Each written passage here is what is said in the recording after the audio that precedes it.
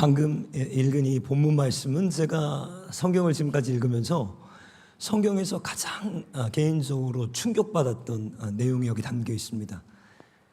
충격적인 것뿐만 아니라 이게 과연 성경에 이런 얘기가 들어갈 수 있는가? 어떤 호러무비, 어떤 사이코패스의 어떤 그런 기사들을 읽는 게 아닌가? 오늘 본문 말씀은 여러분들이 잘 아시는 사사기의 엔딩입니다. 12명의 사사들에 대한 기록들을 쭉 하고, 이 사사기의 저자가 왜 여호수아의 세대 이후에 이스라엘 백성이 약속의 땅 가나안 땅에 들어가서 하나님이 예비하신 젖과 꿀이 흐르는 이 땅을 정복하지 못하고 거기서 오히려 종이 돼서 비참한 삶으로 전락하게 되었는가, 그 이유를 지금 여기 두 가지 에피소드를 통해서 우리들에게 들려주고 있습니다. 어떤 신학적인 얘기를 하는 게 아니라 그 사사시대에 있었던, 만연했던, 우리 주변에서 쉽게 볼 수 있었던 두 가지 에피소드를 여기 기록했는데, 오늘이 마지막 두 번째, 어떤 레위인과 첩이라는 제목의 스토리입니다. 19장부터 21장 3장에 걸쳐서 여러분들이 오늘 저와 같이 본문 말씀을 한 번씩 주목해서 잘 따라와 주시기 바랍니다. 오늘 본문 말씀을 보면 이상한 게 한두 개가 아니에요. 여기 굉장히 이상한 것들이 많이 등장합니다. 먼저 1절 말씀을 보시면, 이스라엘에 왕이 없을 그때에 에브라임 산지 구석에 거류하는 어떤 레위 사람이 유다 베들레헴에서 첩을 맞이하였더니, 자, 여러분들 1절 말씀에서 벌써 고개가, 저는 처음 이 성경을 봤을 때 고개가 벌써 갸우뚱했습니다. 왜 그러죠? 첩이 등장해요. 물론 당시는 지금보다 훨씬 더 일부 다처제나 축첩제도가 보편적인 사회의 어떤 문화 중에 하나였기 때문에 우리가 뭐 그럴 수 있겠다 하지만, 문제는 반드시 하나님이 금하신 것입니다. 창세기로부터 하나님께서 한 남자와 한 여자를 지으셔서 둘이 한 몸을 이룰지다, 이것이 하나님의 뜻이었는데, 문제는 이스라엘의 하나님의 백성들 가운데서도 이것이 만연했다는 거예요. 그런데 우리가 오늘 여기서 당황스러운 것은 누가 첩을 들였다는 거죠? 네, 에브라임 산지의 한 어떤 레위인이 첩을 들였다는 거예요. 레위인이 누구죠? 여러분들, 이스라엘의 마지막 보류입니다. 이스라엘의 영적인 성화를 위해 준비된 제사장 그룹들이고 종교적인 그룹들이죠. 지금으로 따지면 뭐 신학교 박사들이나 우리 목사들과 같은 사람들이에요. 그런데 이들도 예외가 아니었다는 거예요. 아니, 어쩌면 이들이 더 타락했다는 거예요. 다 해도 되는데 너는 안 되는데, 마지막 하나님의 보류가 지금 완전히 무너졌다는 거예요. 근데 2절 말씀을 보시면 여기서 한술 더 나갑니다. 그 첩이 2절 말씀을 보시면 행음하고 남편을 떠나서 그의 아버지의 집에 돌아간 지 넉 달이 되었다는 거예요. 자, 이 첩도 보통 첩이 아닙니다, 여러분. 그죠? 너가 그래? 나도 그래. 이런 수준인 거예요. 그죠? 바람 폈어? 나도 간다. 이런 거죠. 그런데 이 70인 역에는 심히 다투고 이 여인이 처가로 돌아갔다, 이렇게 여기 부제를 달기도 했어요. 바람나서 도망간 애인이죠. 근데 여러분 4절을 보시면, 여기 4절을 세 번역으로 제가 읽어드리겠습니다. 4절은 그의 장인, 곧 그 젊은 여자의 아버지가 그 레위인을 붙듦으로 그가 사흘 동안 거기서 함께 머물렀다, 이렇게 얘기해요. 자, 뭐가 지금 차이점이 있죠? 개역개정과 세 번역은 번역을 잘했습니다. 뭘 잘했는가? 여기 개역개정은 이 여자, 첩, 이렇게 번역을 했는데, 여기 세 번역은 이 여자가 젊은 여자였다, 이렇게 번역했습니다. 더 정확한 번역은 영어로 보시면 NIV를 제외한 전부 영어는 다 girl로 번역했습니다. girl, I'm a girl. 소녀예요, 소녀. 그러니까 이 첩은 지금 10대입니다. 이 히브리어에 사용된 이 단어는 출가하지 않은, 아직 혼인 관계를 갖지 않은 여성을 칭할 때 썼던 단어였던 거예요. 그러니까 이 레위인이 지금 드렸던 첩은 누구였는가? 10대 소녀였을 것이다 하는 거예요. 원조 교제죠. 그런데 요세푸스라는 유대 학자는 여기 주석을 뭐라고 했는가, 재밌는 주석이 있더라고요. 거기 보니까 이 젊은 아이, 여자가 굉장한 미모의 소유자였다, 이런 주석을 해놨습니다. 자, 지금 이 사건의 발단, 오늘 이제 스토리의 시작이죠. 이 시작에서 지금 문제점들이 퍽퍽 터지고 있는 거예요. 레위인이 첩을 들였습니다. 그리고 그 첩도 맞바람이 났습니다. 그리고 넉 달쯤 지났을 때 뭔가 아쉬웠는지, 그 품이 그리웠는지 이제 그 첩을 찾으러 가면서 이 스토리가 시작된다, 이거예요. 제가 예전에 섬기던 교회, 그 교회에서 어느 날 그 목사님이 거기 여자 청년과 술을 퍼마시고 모텔에 갔습니다. 그리고 다음날 와서 멀쩡히 또 설교를 하죠. 그런데 뭔 일이 있었는지, 둘이 다퉜는지, 그 여자애가 화가 났는지 온 동네방네 A4 용지에다가 무슨 일이 있었는지를 다 적어와서 교회에서 그냥 오픈해버렸습니다. 교회가 어떻게 됐을까요? 그 일이 있었을 때 제가 얼마나 충격을 받았냐면, 다행히 제가 이제 교회를 나오고 난 뒤였는데, 그 목사님에게는 비서 같은 아이가 있었는데 당시 20대 초반의 여자아이였어요. 물론 당연히 청년이고 처녀죠. 자, 그 얘기를 들었습니다. 그때 그 아이가 얼마나 상처가 됐을까. 물론 뭐 교회 안에 있는 사람들이 어마어마하게 상처를 받죠. 물론 저도 어마어마하게 상처를 받았고요. 근데 그 목사님을 평소에 따르고 사랑하면서 옆에서 시중 들던 그 청년 여자아이가 이렇게 얘기했대요. 그게 뭐냐면, 그 얘기를 듣고, 그 스토리를 듣고 어떤 얘기를 했는가, 내가 세컨이 될 수 있었는데, 이런 얘기를 하는 거예요. 여러분, 성경은 절대로 지금 우리 인생에서 일어나지 않는 허구맹랑한 달나라에 있는 얘기들을 얘기하는 게 아닙니다. 우리가 살아가고 있는 삶의 현장에서, 우리 바로 옆에서, 아니 내 마음속에서, 내 환경 속에서, 내 가정 속에서 계속 반복되고 있는 일들을 지금 여기 기록하는 거예요. 제가 이민교회에 있을 때 더 마음속으로 충격을 받았던 건 이건 거예요. 목사의 교회에는 여자들이 많습니다. 그죠? 압도적으로 여자가 많아요.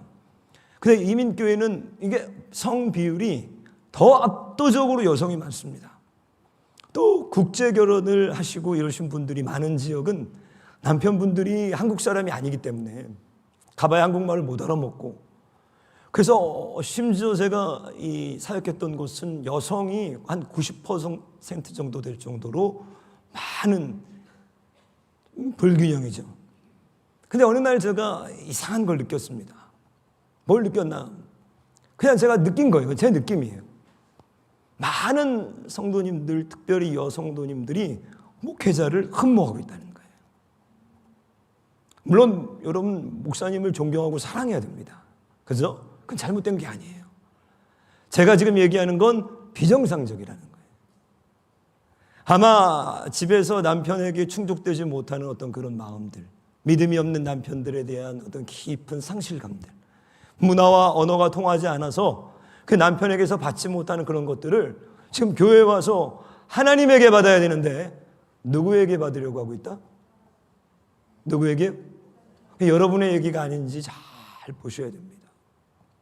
남자들도 회개해야 됩니다. 왜 내 아내가 교회에 가서 다른 것으로, 그게 간음이에요. 영적인 간음이에요. 이건 교회 안에서 너무너무나도 많이 일어나는 일들입니다. 저는 그것을 레위인의 첩이라고 얘기하고 싶어요. 똑같은 거예요.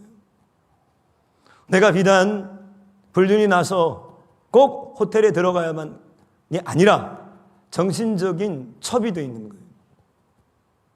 여러분의 그 마음에 그 향한 사랑과 존경이 건강합니까? 건강하셔야 돼요. 건강하셔야 돼요. 우리 다락방은 그런 분들이 계시죠. 저는 그 미묘한 눈빛과 그 사이에 흐르는 기류들, 이것들을 보면서 얼마나 가슴 아팠는지 모릅니다.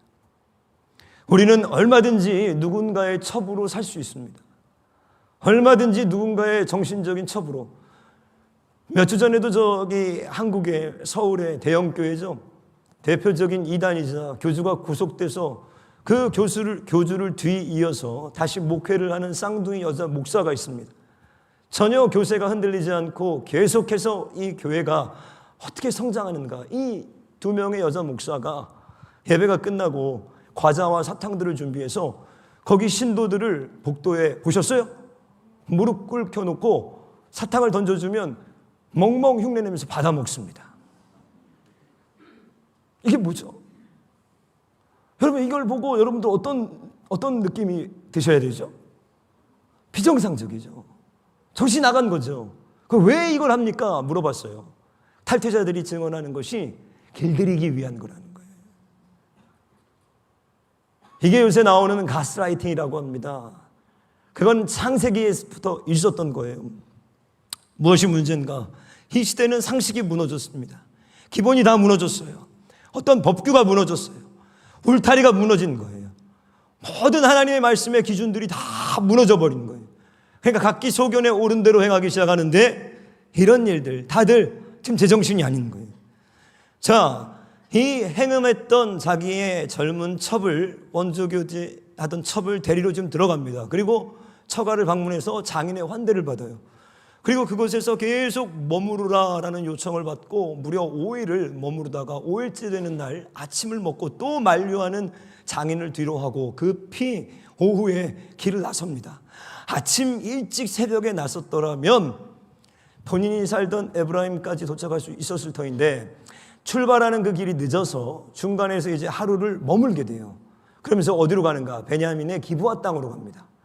그 베냐민의 기브아 땅에서 여러분들이 성경을 열심히 보신 분들은 잘 알지만 아주 희귀한, 아주 경악할 만한, 아주 귀를 닫을 만한 일들이 벌어지는데 그곳에서 어떤 일이 벌어지는가? 한 노인의 집에서 유숙하다가 그 소문을 듣고 기브아의 불량들이, 기브아의 동성 연애자들이 이들을 덮칩니다. 22절. 그들이 마음을 즐겁게 할 때에 그 집에 들어가서 그 노인과 환대하면서 이제 식사를 하면서 쉬고 있을 때 그 성읍의 불량배들이 동성 연애자들입니다. 그 집을 애워싸고 문을 두들기며 집 주인 노인에게 말하여 이르되, 호스트죠, 내 집에 들어온 사람을 끌어내라. 우리가 그와 관계하리라 하니. 이건 성적인 교합을 얘기할 때 쓰는 단어입니다. 자, 우리가 그들을 끌어내라. 너에게 왔던 그 손님들을 끌어내면 이 동성애자들이 뭐예요? 우리가 그와 상관하겠다. 이건 거예요. 여기 22절. 애워싸고 집을 문을 두들기며. 제가 어렸을 때 저희 할머님 이제 해남에 저희 다 친척 외가가 그 시골이었습니다. 지금도 그 어린 시절에 시골에 가가지고 그 시골의 장면들이 늘 내 마음속에, 기억 속에 남아있는데 저희 할머님 집, 그때 다른 많은 집들이 그렇죠. 대문이 나무로 되어 있습니다. 그러죠? 그 대문에 빗장 하나를 이렇게 거는데 사실 문도 아니에요. 그 시골 사회가 무슨 뭐 도둑이 꼬르기 않기 때문에 빗장을 닫아놓는 경우도 드물고 늘 그냥 문은 열려 있는데 간혹 닫아도 그 나무와 나무 사이의 틈으로 안이 다 보입니다. 그리고 장난한다고 우리 꼬마 녀석들이 몇 명이 밀어버리면 그 빗장은 퍽 풀려버려요. 제가 이 22절을 묵상하는데 그 장면이 눈에 번뜩 기도하는데 떠오르는 거예요. 지금 일촉즉발의 사태가 벌어지고 있습니다. 남자들이 여성을 상관하려고, 범하려고 온 것이 아니라 남자가 다른 남자를 보고 이 집을 지금 덮쳐서 그 집을 애워싸고 문을 두드리는데 그 문이 여러분 어떠겠습니까? 2번, 이런 아파트 문이 아니죠. 3번, 4번 무너져 버리는 거예요. 도저히 이 사람을 지킬 수 없다라고 판단이 들기 시작한 거예요. 이게 여러분들의 마음의 문 아닙니까? 지금 우리 문을 세차게 성적인 죄들이, 음란의 역사들이 우리 가정을, 우리 자녀들을, 우리 걸어놓은 문빗장들을 막 부수고 있는 거예요. 막 밀어버리고 있는 거예요. 저는 이게 느껴져요. 손을 벌려서 내 새끼만은, 내 자식만은 지금 여기에 뺏기지 않으려고 피눈물 흘리면서 두 손을 들고 제가 깨어 있습니다. 내 마음만큼은 뺏기지 않으려고, 내 마음에만큼은 이 음란함을 들여놓지 않으려고 오늘도 싸우고 있는 거예요. 여러분, 이 소리를 들어야 되는 거예요. 여러분의 가정의 문을 두드리고 있고, 여러분의 마음의 문을 두드리고 있고, 여러분의 자녀들의 영혼의 문을 오늘도 세차게 두드리는 사단의 음란함의 죄악의 물결들을 여러분들 어떻게 막고 계십니까? 막고 계십니까? 오늘도 그 문을 넘쳐서, 제가 예전에도 몇 번 간증했죠. 제가 어린 시절에 집에 혼자 있는데, 혼자 집을 지키면서 늘 집에서 사는데, 이 집은 애가 혼자 있다는 소문이 났습니다. 도둑들이 들어요. 아직도 기억이 나요. 제가 늦은 밤 너무 무서워서 불을 다 켜놓고 소파에 앉아가지고 텔레비를 크게 틀어놓고, 오늘도 잠을 자야 되는데 혼자 9시, 10시쯤 넘었을 때 제가 보는데 현관문이 열리고 있어요. 그때 공포가, 그때 그 두려움이, 근데 이거는 훨씬 더 보이지 않는 우리의 마음 문을 오늘도 세차게, 아마 많은 분들이 이미 빗장을 다 열어버려서 마음껏 내 안에 음란함들을 다 취했는지 몰라요. 오늘도 그것들이 넘어오고 있습니다. 우리 자녀들을 훔쳐가려고요. 아니, 이미 넘어왔죠. 인도의 어떤 커플이, 여러분들도 보셨을지 모릅니다. 결혼을 해서 둘이 성을 바꿨어요. 남자 여자가 둘 다 트랜스젠더가 됐습니다. 남자가 여자가 되고 여자가 남자가 됐습니다. 그래서 임신을 했는데 남자가 임신을 한 거죠. 원래는 여자였는데 겉은 남자인데 배는 나와 있습니다. 그거를 제가 이 설교하다 찾아보다 사진을 보는데, 그 사진을 보는데요, 역겨워서 볼 수가 없어요. 못 봐요. 내 마음이 상해버려요.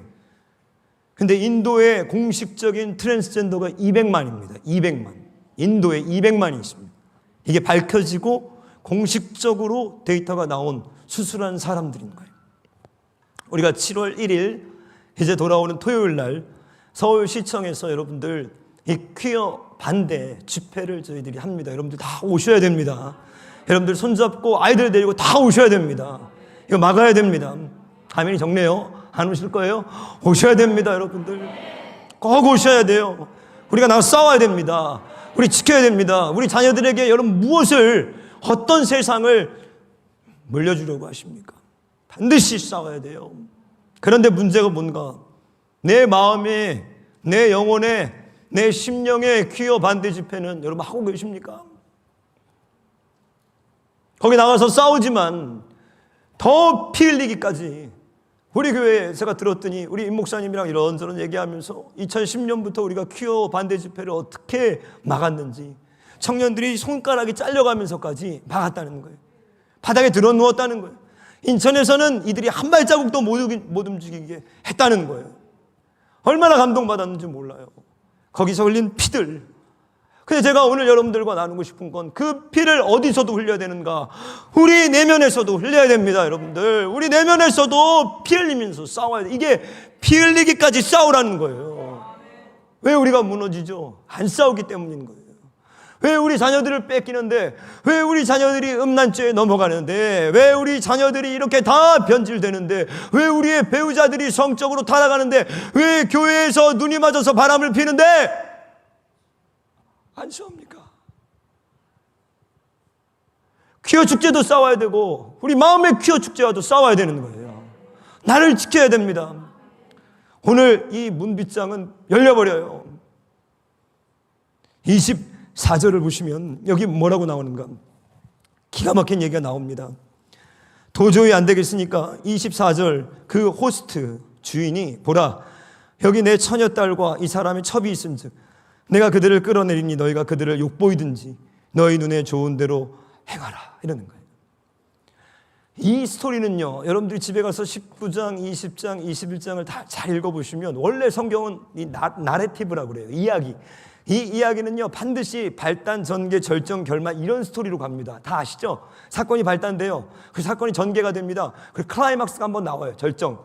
그리고 어떤 식으로 결말이 됐다가, 이게 모든 스토리의 기본 구조입니다. 성경도 이 구조로 되어 있어요. 근데 오늘 이 19장, 20장, 21장만 뭔가 복수 구조예요. 클라이막스가 여러 군데 있어요. 반전이 몇 군데가 있습니다. 발단, 전개, 절정, 결말로 끝나는 게 아니라 발단, 전개, 절정으로 갔는데 다시 전개, 다시 절정, 다시 전개, 다시 절정, 이런 식으로 가요. 클라이맥스가 몇 군데서 나오는데 오늘 여기 첫 번째 너무나도 충격적인 사건이, 그 기브아의 비류들, 동성연애자들이 왔을 때 자기에게 있는, 자기를 찾아온 이 남성 비지터를, 방문객을 보호해주고 내 딸과 이 사람의 첩을 내줄 테니까 너희들이 마음대로 하라는 거예요. 여러분, 이게 우리 생각에서 이해가 되나요? 안 되죠. 당연히 안 되죠. 근데 이 시대에는 이게 충분히 가능합니다. 왜? 이 시대의 여성은 소유였어요. 여성은 인격이 아니었습니다. 여성은 그들의 소유물이었어요. 재산이었어요. 돈을 주고 사오는 거예요. 여성에게, 여러분, 우리나라의 여성이 이름을 갖게 된 지가요, 불과 100년 안 됩니다, 여러분들. 개똥이네 엄마, 옆집, 두 번째 줄 아줌마, 이런 거였어요. 선교사들이 처음 와가지고 피눈물을 흘렸던 게 여성들의 이름이 없어요. 여성들의 이름이 없다는 건 뭐예요? 정체성이 없는 거예요. 자존감이 없는 거예요. 이게 우리나라였어요. 왜 복음이 좋은 거죠? 왜 예수가 좋은 거죠? 왜 생명이, 왜 복음이 복음이 들어간 곳에만 이런 일들이 벌어지는 거예요. 복음이 들어가야지만 여러분들 사람을 존귀하게 여기기 시작하는 거예요.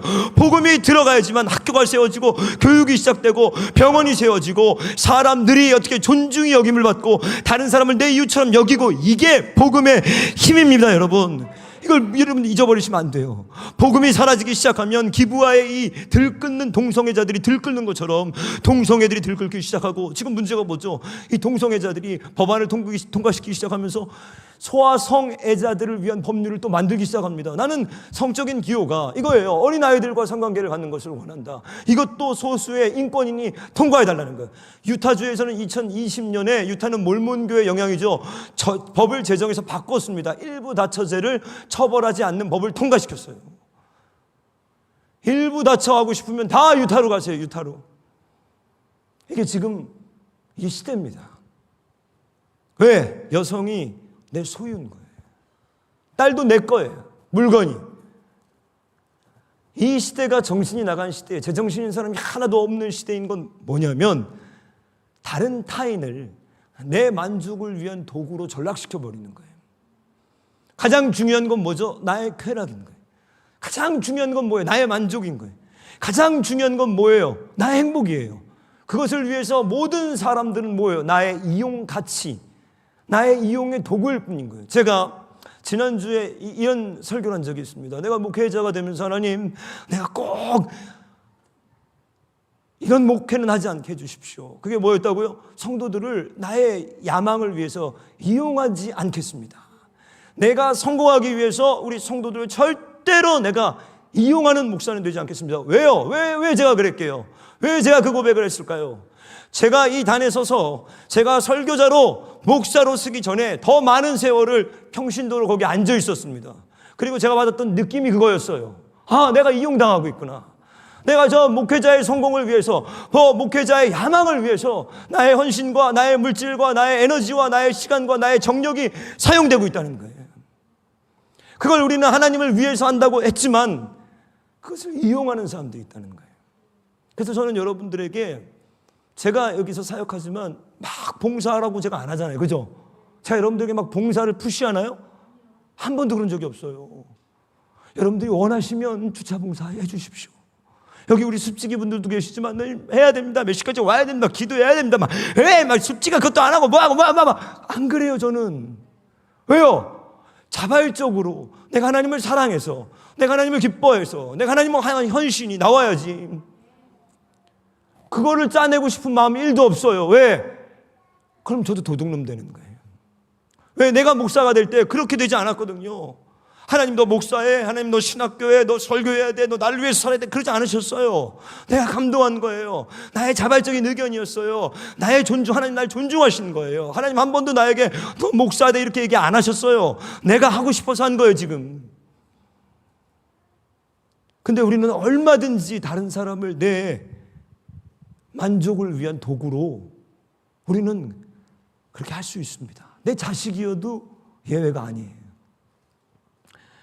여러분, 지난주에 친모가 2명의 영아를 살해해서 냉장고에 냉동실에 넣어놨다가 몇 년 만에 발각된 게 온 사회를 발칵 뒤집었습니다. 탯줄까지 매달려서 어떤 아이는 쓰레기통에 버려진 거를 환경미화원이 신고하기도 했고요. 보건복지부에서 이 일이 왜 일어났는가 조사를 했는데 출산 기록은 있는데 출생 신고가 안 된 애들이 있더라는 거예요.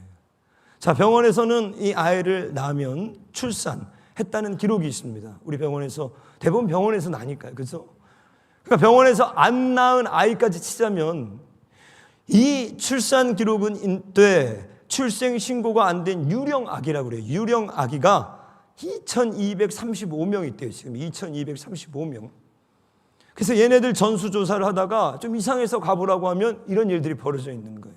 그러니까 이게 지금 몇 명인지를 모르는 거예요. 2235명이 출생신고도 안 돼 있고 어딘가 붕 떠 있는 거예요 지금. 근데 이거는 병원에서 태어나서 출산 기록이 있을 때 얘기입니다. 10대 아이들이 막 화장실에서 어디서 딴 데서 많은 출산에 거기까지 데이터를 넣으면 지금 유령으로 있는 아이들, 냉장고에 몇 명의 아이들이 있는지 모르는 거예요. 왜 그랬습니까? 이 여자가 애가 셋이 있어요 이미. 그리고 넷째와 다섯째를 냉장고에 넣은 겁니다.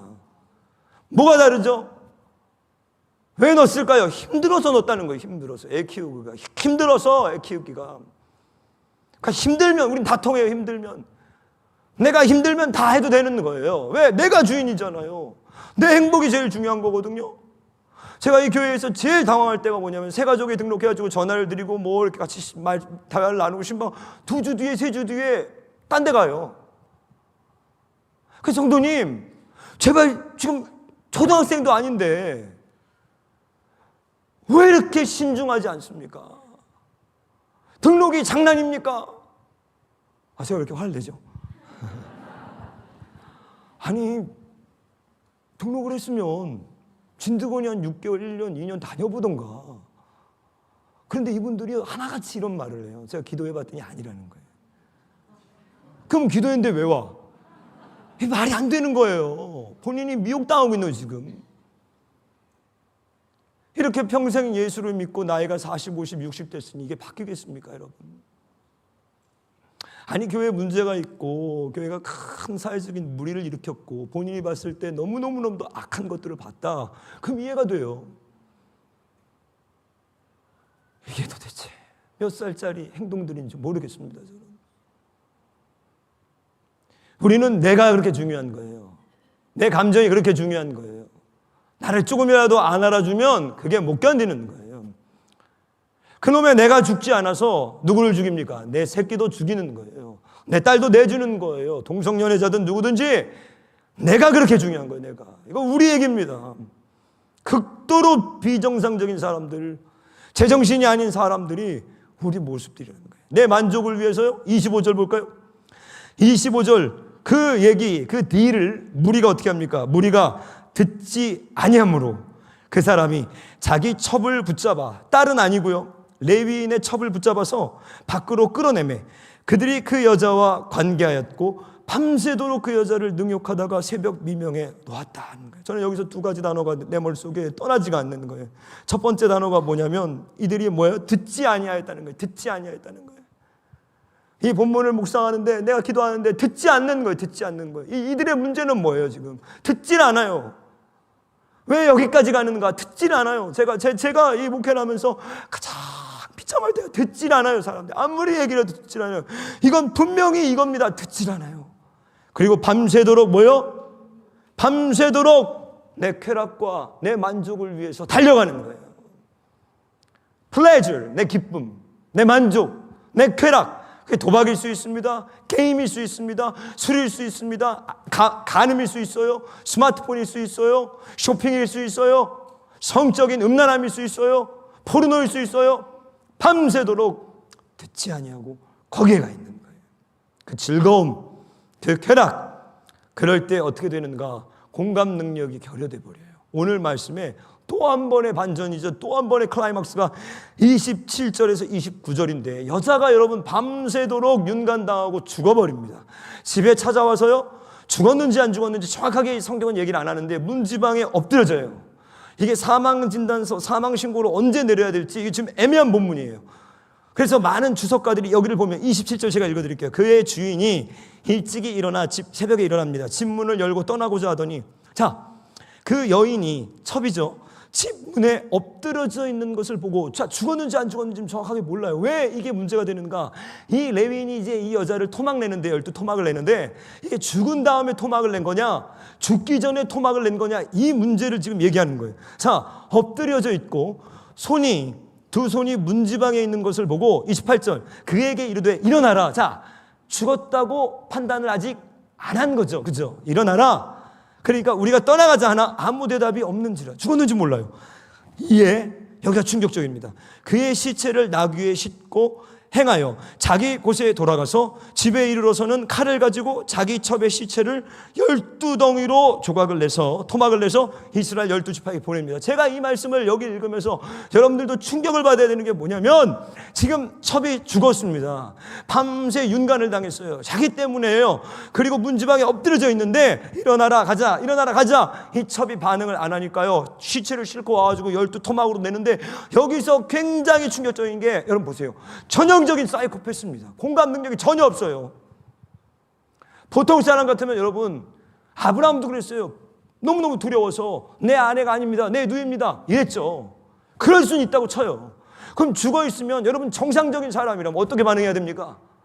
거기에 대한 미안함이 있어야 되고, 죽은 사람을 봤을 때 두려움이 있어야 되고, 공포가 있어야 되는데, 이 본문을 쓴 사사기의 저자가 이 본문을 쓰면서 우리들에게 충격적인 그 사람의 모습을 그대로 묘사하는데 일만의 감정의 요동도 없는 거예요. 여러분, 순모임 아시죠?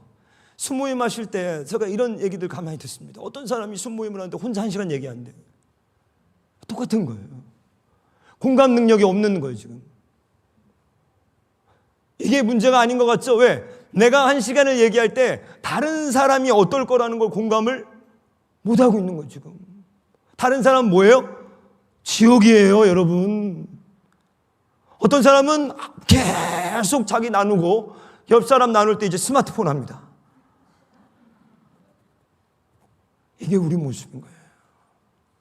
내 만족, 내 욕구, 내 취향, 내 행복, 그리고 다른 사람에게 바톤이 넘어갔을 때는 공감 능력 제로인 거예요. 이게 청년 세대들, 10대 애들에게 더 내려가면 내려갈수록 강해져요. 왜 그럴까요? 스마트폰, 수도 없이 많은 음란물의 게임의 중독, 이 아이들이 받고 있는 미디어의 영향들, 중학생들이 10명 중에 1명 막 지금 마약으로 넘어가고요. 우리나라 하수 그 조사해봤더니 어마어마한 마약들을 지금 하고 있다는 거예요. 공감 능력이 잃어버림. 제가 3년 전에 이제 여기 대한민국에 와가지고 처음 받았던 충격이 이거예요. 뭐냐? 미친 사람들이 너무 많아요. 대화를 하는데 전혀 몰랐습니다. 처음엔 전혀 몰랐죠. 저도 미국에서 와가지고 대화를 하면, 상담을 하면, 목사님 아주 진지하게 얘기하는 거예요. 누가 지금 자기를 도청하고 있대요. 누가 스토킹을 하고 있다는 거예요, 자기를. 근데 그게 한 번이 아니라 또 다른 사람이랑 상담을 하는데, 또 다른 청년이 와서 얘기를 하는데 패턴이 똑같아요. 이상하다. 그 인터넷 들어서 찾아봤더니 이게 정신분열 조현병 증상이라는 거예요. 아, 이거였구나. 전부 하나같이 똑같은 얘기를 하는 거예요. 근데 이들 특징이 있습니다. 특징이 뭔가? 공감 능력이 없어요. 옆에서 누가 쓰러졌던, 옆에서 누가 죽었던, 자기 때문에 윤간을 당했던, 공감 능력이 제로입니다. 왜? 철저하게 나의 욕망과 나의 만족이 중심이기 때문입니다. 설교를 하고 나면요, 사무실에 막 전화를 하는 사람들이 있습니다. 목사님이 내 얘기를 했다는 거예요. 나와 통하고 있다는 거예요. 나와 하나라는 거예요. 그런 일 없어요, 여러분. 여러분 얘기하는 거 아니에요. 지금 레위인 얘기하고 있잖아요. 전혀 얼토당토하는 동문서답들을 얘기하는 사람들이 있습니다. 근데 이 스토리가 어디로 끝나가는가? 자, 이 12개의 시체의 토막을 받은 이스라엘이 격분합니다. 격분해서 이들이 베냐민 지파를 찾아가서 그 놈들을 우리에게 내놓으라고 그래요. 그랬더니 여기 또 한 번 반전이 일어나는데, 내놓으면 되는데 안 내놓습니다. 안 내놓았다는 건 뭐예요? 왜 안 내놨을까요? 여기서 내놨으면 이 베냐민 지파가 살았을 수 있었을 텐데, 세 번의 전쟁을 통해서 베냐민 전체 지파가 숙청당하고 600명밖에 못 삽니다. 완전히 씨가 말라요. 근데 베냐민 지파가 처음 11지파 가지고 그 비류들 우리에게 내놔. 걔네들 우리가 좀 처단해야겠어. 너희들 이 비류들 우리에게 빨리 보내. 할 때 거절해요. 왜 거절했을까요? 그 이유는 아주 간단해요. 왜? 한 통속이었기 때문에 안 내주는 거예요. 그러면서 전혀 명분 없는 전쟁이 시작됩니다. 아무 명분이 없어요. 러시아가 우크라이나를 쳐들어갔는데 명분이 없어요. 아무 명분이 없어요. 명분을 만들고 있지만 의미 없는 싸움인 거예요. 계속 싸우고 있는 거예요. 며칠 전 뉴스를 보니까 푸틴의 요리사인 프리고진이 지금 용병들, 와그너 용병들을 이끌고 모스크바로 진격하면서 이제 푸틴과 맞대응합니다. 거기 국방장관을 내놓으라고 해요. 막 싸움이 붙었어요. 오늘 또 새벽에 이 뉴스를 보니까 잠시 중단했다고 하더라고요.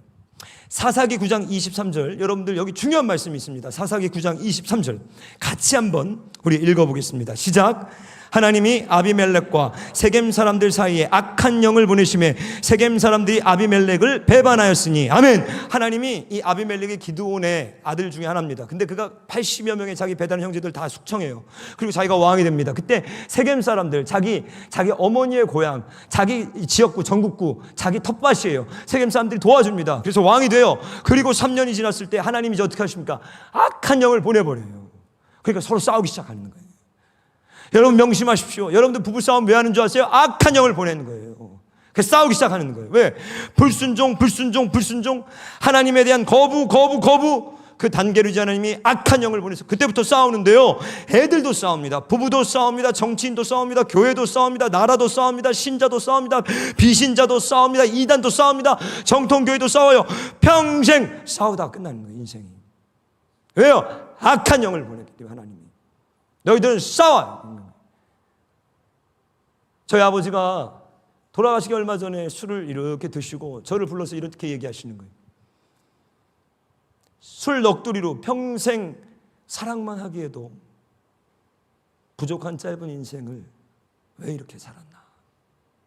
오늘 24시간을 사랑만 하기에도 시간이 부족한데, 오늘 24시간 꿈과 비전과 열정에 붙들려서 아침부터 저녁까지 선한 일들을 하면서 내게 맡겨주신 사람들을 다 사랑하고 내 아내를 내 몸처럼 아끼고 이렇게 살아가기도 시간이 부족한데 어느 순간인가 죽음의 문턱에 와 있어야 되는데 그 대부분의 시간들을 싸우면서 인생을 마치더라는 거예요.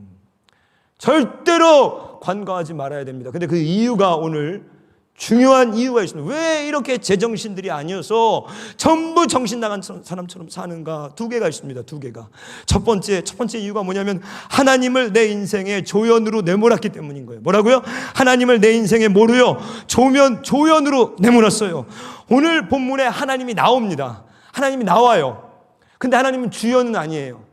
우리들의 인생과 똑같아요. 우리들의 인생에 하나님이 계세요. 우리도 하나님을 믿고는 있어요. 그런데 우리 인생에 하나님은 주연이 절대 아니에요. 조연 저 변두리로 몰아냈어요. 하나님이 어디서 등장하는가? 20장에 가면 이 전쟁이 시작될 때 이스라엘의 11지파가 전쟁하기 전에 하나님께 물어봅니다. 그 전에 물어봤어야 되는데, 훨씬 더 전에 첩을 들이기 전에 물어봤어야 되는데, 훨씬 더 교회 오기 전에 물어보지. 전쟁할 때 20장에 물어봐요. 20장 18절 거기 보면 뭐라고 나오죠? 이스라엘 자손이 일어나 베델에 올라가서 하나님께 여쭈어 이르되 우리 중에 누가 먼저 올라가서 베냐민 자손과 싸우리까? 여호와께서 말씀하시되 유다가 먼저 가라. 그리고 유다가 먼저 올라가요. 올라가서 싸우는데 21절 쭉 내려와 보면 21절에 베냐민 자손이 기브아에서 나와서 당일에 이스라엘 사람 22,000명을 땅에 엎드려뜨렸다는 거예요. 자, 하나님 앞에 나왔어요. 하나님, 이 베냐민 사람들과 우리가 전쟁해야겠습니다. 전쟁해야 됩니까? 누구를 먼저 올려보냅니까? 누구를 먼저 올려보내라. 유다가 먼저 가라. 전쟁에서 이겨야 되잖아요. 첫 번째 집니다. 22,000명이 죽었어요. 자, 한 사람이 쏘아 올린 작은 공 하나가 있습니다. 레위인이 첩을 들이면서부터 시작된 거예요. 레위인이 하지 말아야 될 원조교제를 하니까 누가 죽기 시작하냐? 22,000명이 죽는 거예요. 이게 세계 역사인 거예요. 푸틴이 공을 하나 쏘아 올리니까 어마어마한 사람들이 다 죽어가는 거예요. 근데 왜 하나님은 여기서 이스라엘을 안 지켜주십니까? 22,000명이 죽는데 23절 22,000명이 죽고 이스라엘 자손이 23절 올라가 여호와 앞에 저물도록 울며 여호와께 여쭈어 이르되 내가 다시 나아가서 내 형제 베냐민 자손과 싸우리까니 여호와께서 말씀하시되 올라가서 치라 하시되, 그리고 뭐라고 나오는 줄 알아요? 24절 그 이튿날 이스라엘 자손이 베냐민 자손을 치러 나아가매 베냐민도 이튿날 기브아에서 그들을 치러 나와서 다시 이스라엘 자손 18,000명을 땅에 엎드려 드렸으니 다 칼을 빼는 자들아. 처음에 22,000명, 그 다음에 18,000명, 4만 명이 하나님의 응답을 받고 가서 다 죽습니다. 무슨 말씀인지 아시겠어요? 모르시겠어요? 하나님이 계셔요 여기 지금. 근데 이 삶에 뭐가 없어요?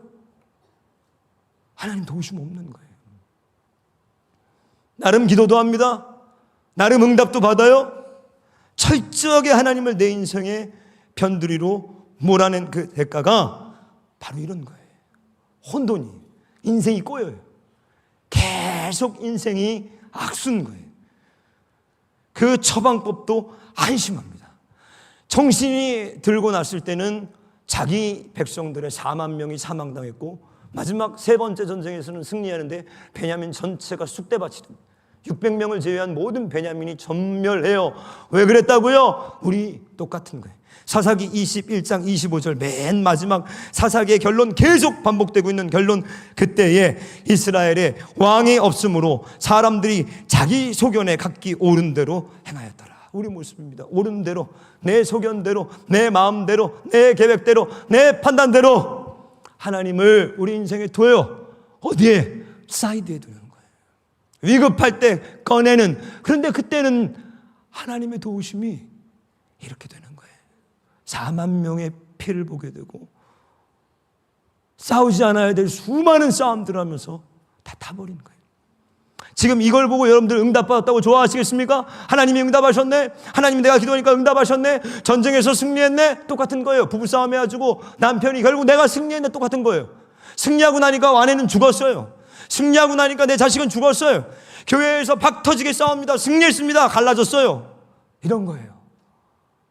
그리고 하나님 우리와 함께 하시다. 여러분, 하나님을 여러분의 인생의 변두리로 몰지 않았습니까? 두 번째, 오늘 성경 말씀에 제가 생각했을 때 가장 중요한 포인트가 딱 여기 있습니다. 아직 읽지 않았어요. 저는 이 본문의 핵심이 19장 11절 12절에 있다고 굳게 믿습니다. 여러분, 이 말씀을 집에 가셔서 우리 온라인 성도들도 다시 보셔야 돼요. 19장 11절, 이게 이 레위인이 첩과 돌아오다가 아직 죽기 전에 왜 이 일을 당했는가. 19장 11절을 보시면 그들이 여부스에 가까이 갔을 때에 해가 지려 하는지라. 자, 이제 하룻밤을 묵어야 돼요. 근데 어디라고요? 여부스예요. 종이 주인에게 이르되 청하건대 우리가 돌이켜 여부스 사람 여기서 호텔 잡읍시다, 이렇게 하는 거예요. 자, 여부스가 어디예요? 예루살렘이에요. 여부스는 예루살렘의 옛 지명입니다. 근데 이때 예루살렘은 다윗이 아직 들어가서 정복하기 전이에요. 여기는 완전히 가나안 땅입니다. 아직 예루살렘이 시온이 아니에요. 여기는 완전히 가나안 토착화된 이방의 중심 땅이에요. 그러니까 이 레위인이, 종이 우리 여기서 잡시다. 이게 현실적이에요. 이게 이성적이에요. 왜? 여기가 지금 밤은 다 됐으니까 더 이상 갔다가는 모텔 못 구합니다. 그러니까 여기 머무릅시다. 그때요, 기가 막힌 얘기를 합니다. 12절에 주인이 그에게 이르되 우리가 돌이켜 이스라엘 자손에게 속하지 아니한 이방 사람의 성읍으로 들어갈 것이 아니니 기브아로 나아가리라. 얼마나 거룩해 보여요. 야, 내가 레위인인데 어찌 이방 땅에서 여부스에서 하룻밤을 묵을 수 있겠느냐? 더 길을 가서 힘들더라도 나는 기브아로 가리라. 이게 허울뿐인 신앙인 거예요. 우리 모습인 거예요. 레위인은 첩을 들이고 있습니다. 레위인은 완전 사이코패스예요. 상대가 누구든지 나의 욕망을 위해서 언제든지 움직일 수 있는 무서운 인물입니다. 그런데 그가 지금 입술로는 무엇을 내뱉고 있는가? 우리는 여부스에서 머물 수 없다. 기브아로 나아가리라. 이거 우리 모습이에요. 내가 기도했는데 하나님의 뜻이 이것입니다. 어찌 우리가 이렇게 할 수 있겠습니까? 허울뿐인 신앙이다. 아무 능력도 없고 아무 하나님의 역사도 없고 하나님이 전혀 귀담아 듣지도 않는 말뿐인 공수표들, 하나님 앞에 그냥 내보내는 수많은 우리들이 내뱉는 어줍지 않은 신앙의 고백들인 거예요. 이게 오늘 본문을 읽으면서 제가 제일 애통했던 부분입니다. 차라리 여부수로 갔으면 안 죽었어요. 안 죽었을지 몰라요. 악수를 두고 있어요. 본인은 이게 하나님의 뜻입니다. 하나님이 이걸 기뻐하실 겁니다. 쇼하고 있네. 다른 모든 것들은 다 범죄했으면서 왜 여기 와서 느닷없이 하나님을 잘 믿는 척을 해요? 왜 여기서 본인이 레위인인 척을 해요? 그 전에 하지, 첩을 드릴 때 하지. 우리 모습이 허울뿐인 아무 껍데기 신앙들.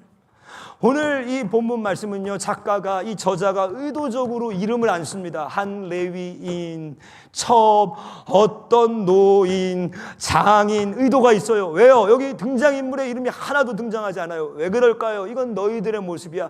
당시 시대에 수많은 사람들이 이렇게 살았어. 이건 어떤 레위인 김 목사의 얘기가 아니야. 그건 아까 제가 얘기했던 어떤 목사의 얘기가 아니에요. 너와 나의 얘기입니다. 여러분, 성도 여러분들, 제발 정신 차리고 정상적으로 좀 삽시다. 정상적으로 좀요. 제가 어린 시절에 꿈이 있었어요. 어린 시절에 꿈이 뭐냐? 행복하게 사는 거예요. 예수님을 모를 때 행복하게 사는 거. 평범하게 내 가족이 오손도손 다 돌아와서 엄마가 해주는 밥을 먹으면서 얘기하면서 재밌게. 부자 아니어도 돼. 우리 아버지가 뭐 돈이 엄청 많지 않아도 돼요. 근데 이게 불가능했어요. 내가 나이를 먹었습니다. 목회를 했어요. 사람들을 만나봤어요. 제가 느낀 게 뭔지 아세요? 나는 나만 이러고 사는 줄 알았더니 다 나처럼 살더라는 거예요. 그 평범함도, 그 평범함이 왜 이렇게 거리가 먼지 지옥들을 만들어 놓고 살아가고 있다는 거예요. 성도 여러분들, 우리 인생의 하나님을 여러분들 변두리로 몰아놓고 허울뿐인 인생 살고 계시지 않습니까? 우리 지금이라도 정신 차리고 하나님 앞에 회개하셔서 우리 하나님께서 보호하시고 인도하시는 귀한 삶 사시길 주님의 이름으로 축원합니다. 우리 시간 똑바로 보고 싶어요. 이 찬양하시면서 한번 준비하신 예물 드리면서 하나님 앞에 간절히 우리 자신과 가정을 위해서, 우리 교회를 위해서 하나님을 중심에 모시며 기도하는 우리 그 시간 되기를 원합니다. 우리 찬양합니다.